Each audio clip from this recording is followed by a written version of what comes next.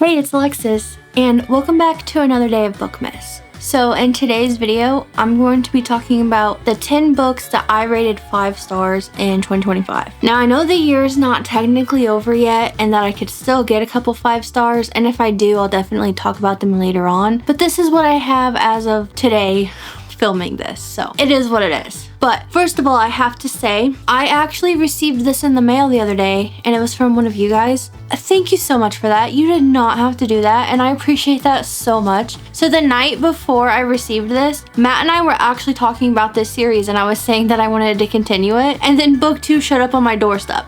And I have a little note here. Thank you so much. I really hope that I have a chance to read this soon. So thank you. Like I said, there was 10 books I gave 5 stars this year. This is not in an order, or I don't think it is anyway. I feel like I'm kind of a picky rater when it comes to 5 stars. I read 81 books this year so far, and only have 10 of them that I gave 5 stars to. Anyway, let's just get into this. So we have Yours Truly by Abby Jimenez. I read this back in February, and it feels like I read this like a year ago. This year started off going quickly, and then it came to almost a halt for a while, and then it just sped up again. I don't know. But this is about Brianna and Jacob, who are both doctors. But Jacob just moves to this hospital from a previous hospital he was working at, and people start calling him Dr. Death because he has patients die on his first day. And him and Brianna literally run into each other and have this horrible first encounter with each other. And then we find out later on that Jacob has anxiety. As someone who's been diagnosed with anxiety, I completely felt seen in this book. So I know that it's like a trend for people to be like, oh, I have anxiety, I'm so anxious all the time, blah, blah, blah. First of all,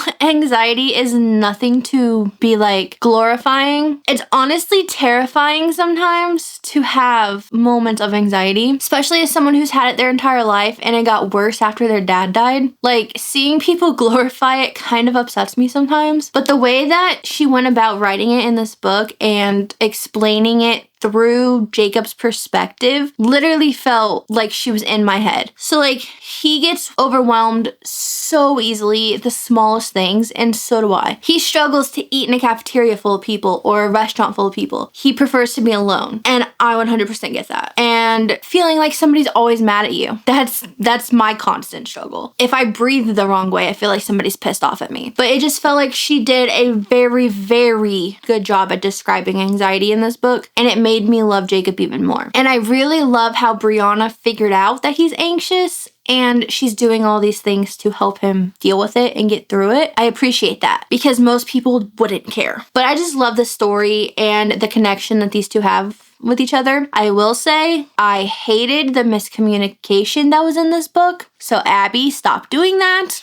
But otherwise, I really, really enjoyed this book. Next up, we have Dark Matter by Blake Crouch. And let me tell you, this book, it'll mess with your head. So if you haven't read this, you should. There's also a TV show that stays very true to the book, and they're coming out with season 2. Excited for that. But this is about a man named Jason Dessen who basically gets kidnapped and removed from his life and put into a different life. So this is a book where he wakes up in a alternate reality to his current reality. So he's still Jason Dessen, but it's if he would have made different choices than the one that he made for his current life, this would be what his life is like. I don't know if that makes sense. It made sense in my head, but when I said it out loud, I'm like, kind of confusing. So in this book, we have Jason Dessen, who's married to a woman, and they have a kid together. But when he wakes up in this alternate universe, he dated the same woman, and when she got pregnant, he told her he couldn't be a parent, so she had an abortion. So the son is not born, and he's not married to her. So it's the choices that you make affect you in a different reality. That's what this book is about. Boy, doesn't mess with your head. But it's so much fun at the same time. I don't know if I'm selling this book to you guys, but in my head, I'm like, yeah, I want to read this again for the first time. I just loved this, and I don't know why. I didn't think I was going to like it, if we're being honest, because I've never really been a sci-fi person. Please read this. Even if you're not into sci-fi, I think you will like this. And I'm so excited to read more books by this author. Next, we have Anxious People by Fredrik Backman. I picked this up mainly because of the cover and because I heard other people talk about this. So this is about a bank robber holding people hostage at a open apartment viewing. Yeah, just let that sink in. You're probably like, that's weird. Yeah, I thought it was kind of a weird premise too, but it works. I don't know what he put in this book that made me love it so much, but I'm like really in love with his writing now. I read A Man Called Ove, or I think it's pronounced Uva actually. I hated that book. I loved the movie with Tom Hanks in it, but hated the book. So I was nervous going into this one, but now I kind of want to reread that one. I know some people said that the audiobook is good for it, so I might reread it that way, but I think I want to give it another chance because I loved this so much. I don't know why I loved it. I've seen a lot of negative reviews on this, but this book made me cry. That's how you know it's a good book. Again, I don't know why I liked it. It's literally a bank robber holding people hostage. You get to hear from everybody's perspective, and I think that's what made it more unique. And I don't know, it just felt like they became a family, and I loved that. Next, we have Today, Tonight, Tomorrow by Rachel Lynn Solomon. This is a young adult book, and I was not expecting to love this as much as I did. But this is about Rowan and Neil, and they are high school seniors. This takes place in a span of over 24 hours. So it's kind of like a scavenger hunt / assassin game that they play. It's called Howl. So they're finishing the last day of school, going around the whole town doing this Howl game, and then it comes up to graduation. I loved this, but hated the sequel that came after it. It just didn't feel like it was the same world and the same characters. I don't know how to describe it. It just was not for me. But I loved this book, and I'm going to pretend it's a standalone. So please read this if you are interested in young adult. I think you might like it. It's just a lot of fun. Next, we have The Honeycrisp Orchard Inn by Valerie Bowman. And again, I bought this strictly because of the cover.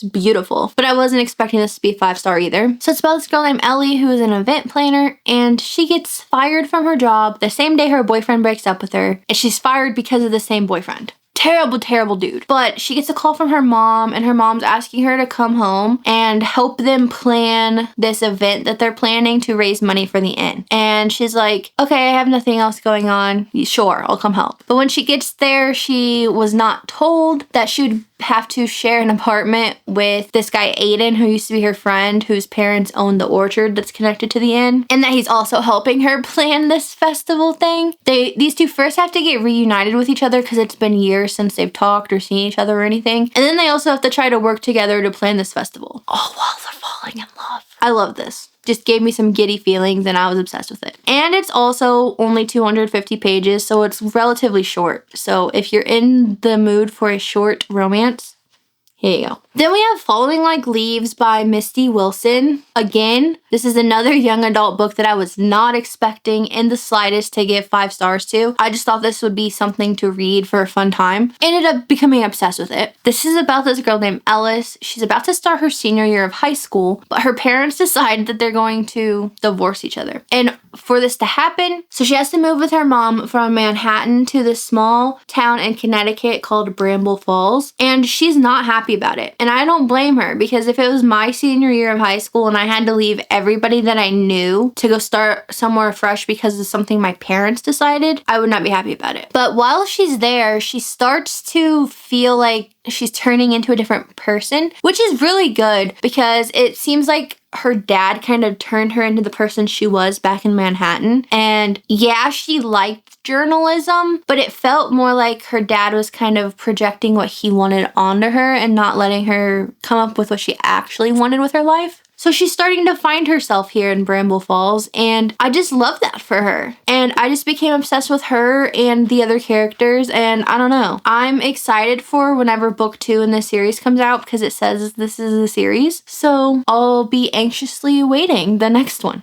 We have Say You'll Remember Me by Abby Jimenez.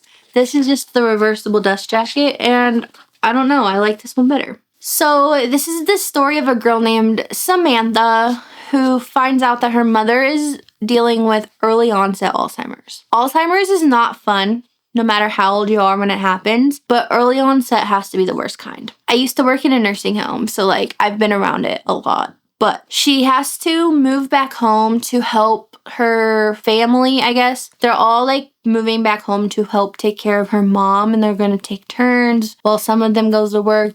one of them will stay, you know, stuff like that, so that they don't have to put her in a nursing home because it was her wish to stay home. And that part's just really, really sad, and it kind of destroyed me a little bit. But then we have the romance part of this book, and it's with this guy named Xavier, who is a veterinarian. He just opened up his own business and is still like struggling to pay the bills on the building and, you know, whatever. He meets Samantha literally the night before she moves back home, and they go on this like perfect date. Anything that could happen right happened, and the two of them like really kind of fell in love and really started to like each other. But she has to leave, so she tells him she's leaving and that this won't work out, and he will not take no for an answer. So they start dating kind of long distance, and that's just kind of their relationship. And I just love them. I don't know how to describe it. I understand why people didn't like this book.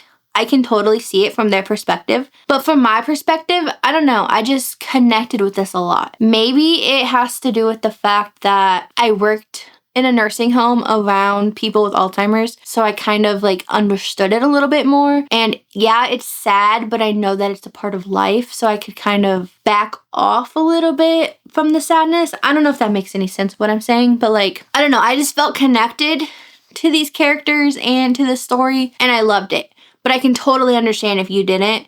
And I know that there was a lot of mixed reviews on this book, but I really loved this, and I'm excited for book 2 that comes out in March. Yeah, it's about different characters, but it's in the same universe. Next, we have Great Big Beautiful Life by Emily Henry, and I also seen a lot of mixed reviews on this one, and I guess I can understand why people didn't like this one as well, but for some reason, I felt so connected to this book. So this is about a girl named Alice who is currently dealing with grief because she lost her dad. She's also trying to, like, I guess, excel in her career. So she's offered this opportunity to come to this remote island and write a biography about this person who used to be famous. But what she doesn't know is that it's a competition and that this guy named Hayden also got invited to do the same opportunity. So now the two of them are kind of competing with each other, and they're both meeting with this woman to learn about her life, but they're not learning the same things, and they're not supposed to communicate about it because she wants to offer only one of them a deal to actually write the story. It was giving the Seven Husbands of Evelyn Hugo vibes, and you guys know how much I love that book, so maybe that plays a part in why I felt connected to this. But I also just really loved Alice, and I also loved Margaret, which was the woman they were writing about. The one thing that I hated in this book was the romance, and I know that a lot of people also said that, and that's why they rated it so lowly, because it wasn't there wasn't enough romance for them. I personally feel like we could have done without the romance at all, because one, it was very lackluster, and two, the story's not about a romance. So I don't know why people were so upset, truthfully, about there not being romance. I know it was kind of marketed as a romance book, and it shouldn't have been because it wasn't the plot, but like, I liked the story for what we got.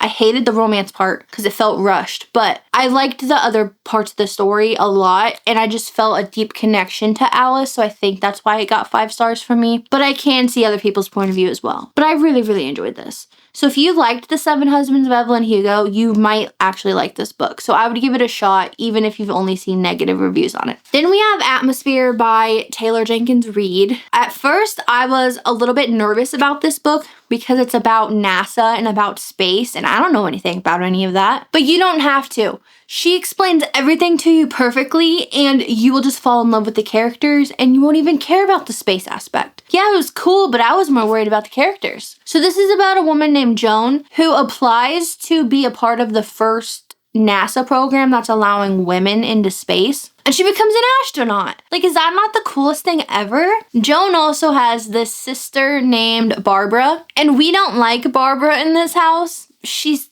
terrible. But Barbara has a daughter, so Joan has a niece, and this niece is everything to Joan. And Barbara tries to guilt trip Joan into not doing the NASA program because of her niece, but she still like makes time for her family and comes home and visits, you know, stuff like that. I loved the niece, I loved Joan, and I loved the friends Joan made at the space station. But Barbara, worst character I've ever read about any book ever, hated her. But I got past it, and I'm so glad I got past her and finished this book because I loved it. But Miss Taylor, can you explain to me why you ended this book the way that you ended this book? Because it ripped my heart out. I needed more. It literally felt like we were left off on a cliffhanger, and this isn't like a series or anything. Yeah, sure, you can tell me that this book wrapped up, but it's like an open-ended ending. That's not okay with me. I needed more. But I loved this. I loved learning about space. I loved learning about being an astronaut. But more than anything else, I loved the friendships that we came to know. And it actually says it's a love story. And there is romance in here. In the most unexpected spots. I love this. And the last book that I gave 5 stars to this year was If It Makes You Happy by Julie Olivia. This is actually my 6-star read of the year and like my favorite book of all time. It actually, I think, replaced Seven Husbands of Evelyn Hugo, and I hate to say that out loud, but it did. And I don't know why. But if you've been seeing hype on this book, the hype is real. It's about this woman named Michelle whose mother owned a bed and breakfast in this small town called Copper Run, but her mother suddenly dies and her father can't take over the inn. It's just too hard for him right now. And her sister has 1 semester left of college to finish before she'll come take over because the inn was actually left to her sister. So until her sister finishes college, Michelle's going to run the inn. So she's taking a break from work to do this while also going through a divorce and grieving her mother. Like, she is going through it. She runs into the next door neighbor of the inn named Cliff, who happens to be a single dad of 2 daughters. And he offers to help her like learn all about the inn and about the community and whatever else. And she takes him up on that because turns out she's not a very personable person. I don't think that's the right word, but that's what we're going with. And I just loved it. They formed a friendship and a great connection and a relationship. And she was so amazing to his daughters. I loved this. I know I said this in another video, but I literally think that this is going to be the book that I reread every single year. So the past 2 years, that's been The Invisible Life of Addie LaRue. But I think that this one might take over for that spot too. I don't know. I am obsessed with this, and I really wish that I could reread it for the first time. But this had me bawling. There's actually a video of it if you want to see me crying. I will link it below, but I love this. Anyway, those are the 10 books that I gave 5 stars to this year. Hopefully in 2026, I read some really good books and that I have more than 10 5 stars. But I don't know. I kind of like having just a kind of a low number of them because it feels like it makes them more special. Like, yeah, you can read good books all the time, but do they have that special feeling in your heart that like the 5 stars do? And if you give 5 stars to every book, it kind of doesn't feel the same. I don't know. So yeah, thank you guys so much for watching today's video. Let me know in the comments below if you've read any of these books and what you rated them, if you liked them as much as I did. Also, I really hope that you guys are enjoying Bookmas because I'm having a fun time filming these videos, so I hope that you are enjoying watching them. And I hope you have a great rest of your day, and I'll see you tomorrow for the next day of Bookmas.